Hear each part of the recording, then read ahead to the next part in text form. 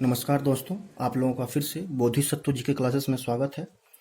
और आज का टॉपिक भारत में मौसम केंद्र कौन से राज्य में कहाँ स्थित है, मैं उसको बताऊंगा और आप लोग इसको अच्छी तरह से सुनिएगा और समझने की कोशिश कीजिएगा। तो सबसे पहले उत्तराखंड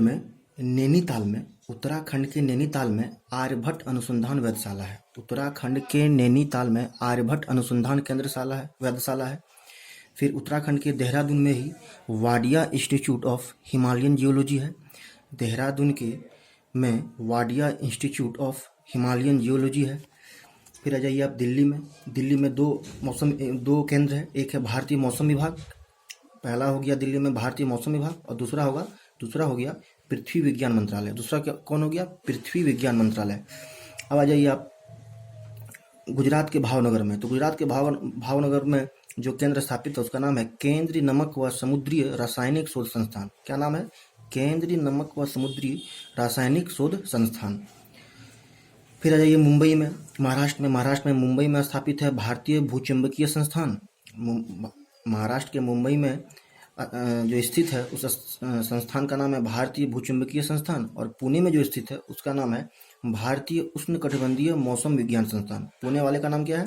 भारतीय उष्णकटिबंधीय मौसम विज्ञान संस्थान।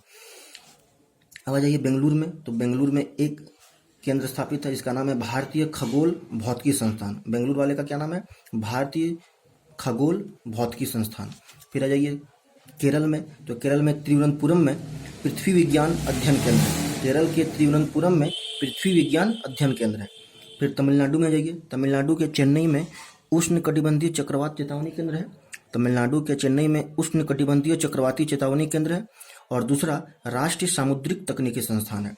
तमिलनाडु में दो हो गया उष्णकटिबंधीय चक्रवात चेतावनी केंद्र और दूसरा हो गया राष्ट्रीय सामुद्रिक तकनीकी संस्थान। फिर आ जाइए हैदराबाद में तीन है। एक हो गया राष्ट्रीय भूभौतिकी अनुसंधान केंद्र। पहला हो गया राष्ट्रीय भूभौतिकी अनुसंधान केंद्र, दूसरा हो गया भारतीय राष्ट्रीय समुद्रिक सूचना केंद्र और तीसरा हो गया केंद्रीय सामुद्रिक मत्स्य शोध संस्थान। तेलंगाना के हैदराबाद में कौन सा हो गया? तीन संस्थान हो गया, राष्ट्रीय भूभौतिकी अनुसंधान केंद्र, भारतीय राष्ट्रीय सामुद्रिक सूचना केंद्र और तीसरा हो गया केंद्रीय सामुद्रिक मत्स्य शोध संस्थान। आ जाइए कोलकाता में, पश्चिम बंगाल में। तो कोलकाता में दो हो गया। पहला हो गया भारतीय भूगर्भिक सर्वेक्षण। कोलकाता में हो गया भारतीय भूगर्भिक सर्वेक्षण पहला और दूसरा हो गया राष्ट्रीय एटलस एवं विषयक मानचित्रण संगठन। दूसरा कौन हो गया? राष्ट्रीय एटलस व विषयक मानचित्रण संगठन। ये आपका कोलकाता में हो गया। तो सबसे पहले एक बार और फिर से इसको सुन लें आप लोग। उत्तराखंड में दो हो गया आर्यभट्ट अनुसंधान वेधशाला और Wadia Institute of Himalayan geology. Delhi में दो हो गया भारतीय मौसम विभाग और पृथ्वी विज्ञान मंत्रालय। भावनगर गुजरात में एक हो गया केंद्रीय नमक व समुद्री रासायनिक शोध संस्थान। महाराष्ट्र में दो हो गया, मुंबई में हो गया भारतीय भूचुंबकीय संस्थान और पुणे में हो गया भारतीय उष्णकटिबंधीय मौसम विज्ञान संस्थान। बेंगलुरु में हो गया एक भारतीय खगोल भौतिकी संस्थान। केरल के तिरुवनंतपुरम में एक हो गया पृथ्वी विज्ञान अध्ययन केंद्र।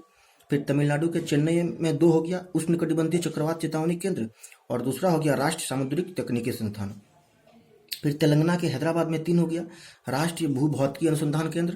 तेलंगाना के हैदराबाद में हो गया राष्ट्रीय भूभौतिकी अनुसंधान केंद्र, दूसरा हो गया भारतीय राष्ट्रीय सामुद्रिक सूचना केंद्र, दूसरा हो गया भारतीय राष्ट्रीय समुद्रिक सूचना केंद्र और तीसरा हो गया केंद्रीय सामुद्रिक मत्स्य शोध संस्थान। अब आ जाइए वेस्ट बंगाल के कलकत्ता में।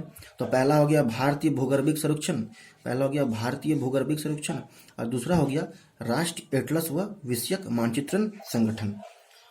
तो इस प्रकार से मैंने भारत में जितने मौसम केंद्र थे उसको मैं अच्छी तरह से समझाने की कोशिश किया हूँ और आप लोग इसको अच्छी तरह से एक बार दो बार वीडियो को सुनिएगा और समझने की कोशिश कीजिएगा कि कौन सा मौसम केंद्र कौन से राज्य में और कहाँ स्थापित है।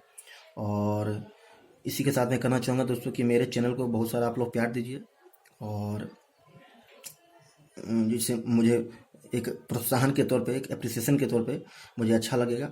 और धन्यवाद दोस्तों। जय हिंद, जय भारत।